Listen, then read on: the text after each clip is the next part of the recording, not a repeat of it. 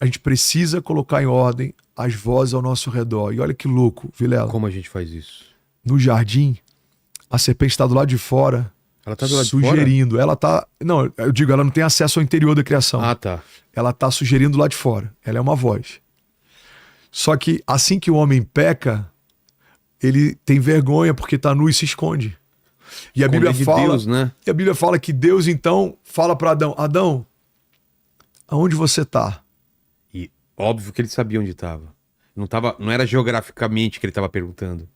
Ele tá trazendo uma consciência para Adão, porque eu imagino quando Adão ouve essa pergunta de Deus, ele deve ter olhado pro lugar dele, que agora é um esconderijo, ele tá falando assim: cara, o que eu tô fazendo? É. Aí Adão responde: Senhor, eu tô com vergonha porque eu tô nu. Cara, isso aqui é muito forte. Aí Deus faz uma segunda pergunta: Adão, quem te disse que você tá nu? Nossa. Depois do pecado, Vilela, as vozes começam a ter acesso ao nosso interior. Aí vem a vergonha, vem a acusação. É isso. Então a sugestão, ela vem do lado de fora, mas depois que o homem cai, o homem caído começa a ter sugestões do lado de dentro. Então, a partir do pecado, tem uma voz dizendo: cara, você tá nu, é melhor você correr, Deus está se aproximando, ele vai te punir, você tem que se esconder, você precisa fugir. E é isso que a gente precisa entender. Existem vozes que liberam destino, que abençoam. Existem vozes que impulsionam, que empoderam, que acalmam. Existem vozes que levam a gente para um lugar de paz. Existe um bom pastor que vai levar a gente mansamente a águas tranquilas, prepara uma mesa na presença dos inimigos. Agora, existem vozes de acusação. Você pega vários relatos de pessoas que lidaram com tentativas de suicídio, eles falam: cara, tinha uma voz interior dizendo: acaba logo com isso.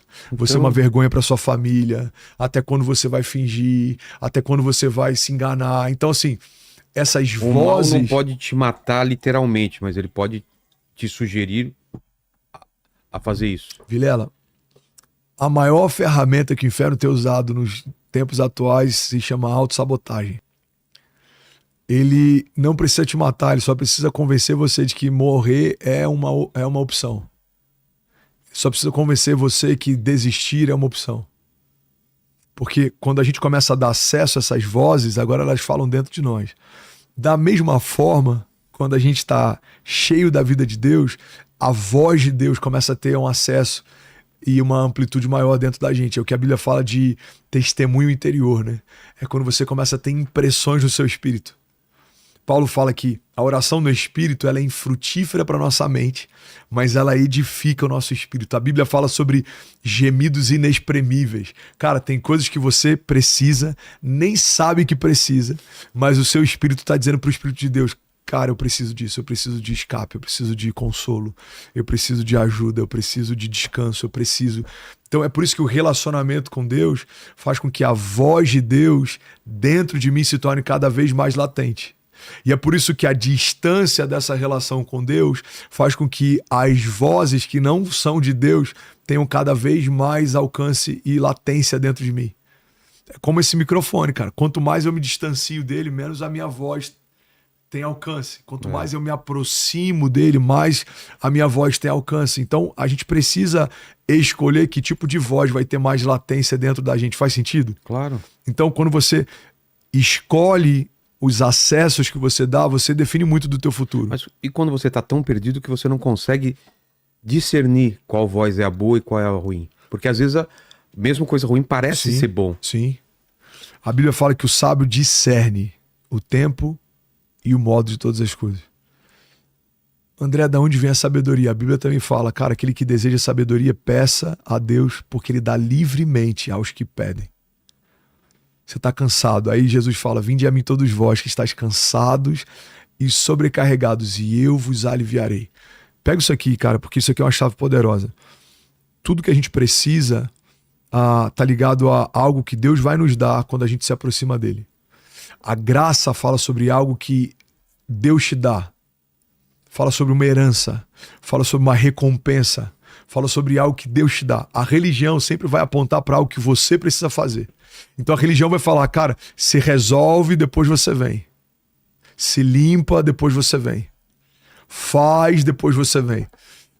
A graça vai falar, vem do jeito que você tá e eu limpo você. Vem do jeito que você tá e eu acalmo você. Vem do jeito que você tá e eu abençoo você. Olha o convite de Jesus, vinde a mim todos vós, que estáis cansados e sobrecarregados e eu vos aliviarei. Em outro momento ele fala, lança sobre mim a tua ansiedade porque eu tenho cuidado de vós. Entrega os teus caminhos ao Senhor, confia nele, o mais ele fará. Então é ele quem acalma a tempestade, é ele quem aquieta a nossa alma, é ele quem prospera os nossos caminhos, é ele quem vence as nossas batalhas, mas qual é a minha participação nisso? Eu preciso me aproximar dele. O primeiro passo sou eu quem dou. Tiago fala, aproximem-se de Deus e ele se aproximará de vocês. Então você que está ouvindo a gente, talvez, cara, eu tô numa crise, eu tô desnorteado. Irmão, a mesma posição que você toma quando você acessa a TV para assistir um novo filme, você pode dar um passo para você ouvir uma pregação. Se eu colocar um louvor, um soaking, algo que aquieta a tua alma. Porque a gente precisa entender que a gente o tempo inteiro toma decisões. E a gente se torna refém das decisões que a gente tomou. Se fizer sentido para você, anota essa frase aqui, ó. A única voz que o seu futuro respeita é a voz da sua semeadura. Então eu tô mal, angustiado. O que eu faço no meu dia mal? Eu me entupo de remédio de tarja preta. É uma decisão. Eu tenho compulsão alimentar. Eu não tô dizendo que é fácil. E eu não tô dizendo que não são coisas que a gente precisa de auxílio para lidar com elas. Pode ser terapia, pode ser psiquiatria, pode ser remédio controlado para te ajudar, pode ser um grupo de apoio, igreja, pode ser o que for. Mas o ponto é, a mesma distância que leva um controle de televisão para assistir o próximo filme, eu posso utilizar para algo que vai me abençoar, me acalmar, liberar meu destino. Então a gente precisa definir para 2025 quais são as fontes que a gente vai se alimentar. Quando você define quem você ouve, você define o que você vive. Cara, quem que eu vou ouvir? O que eu vou ler? Qual ambiente eu quero estar? Para quais lugares eu quero viajar? Será que eu vou para um novo carnaval fora de época ano que vem?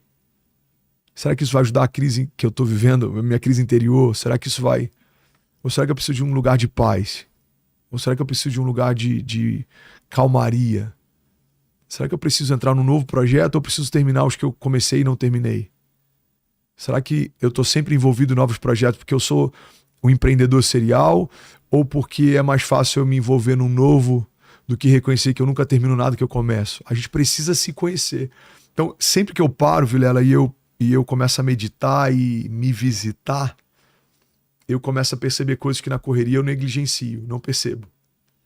Caramba, André, você vai fazer de novo, mano. Tem atitude que a gente tem que são só uma fuga. Né? O Augusto Cury fala muito sobre isso, sobre janelas killer, né? Janelas que abrem outras janelas, janelas que levam a um tipo de ação. Ele fala também sobre a síndrome do pensamento acelerado. A gente está numa geração que sofre dessa síndrome, né? A gente está o tempo inteiro pensando em tudo e, cara, a gente precisa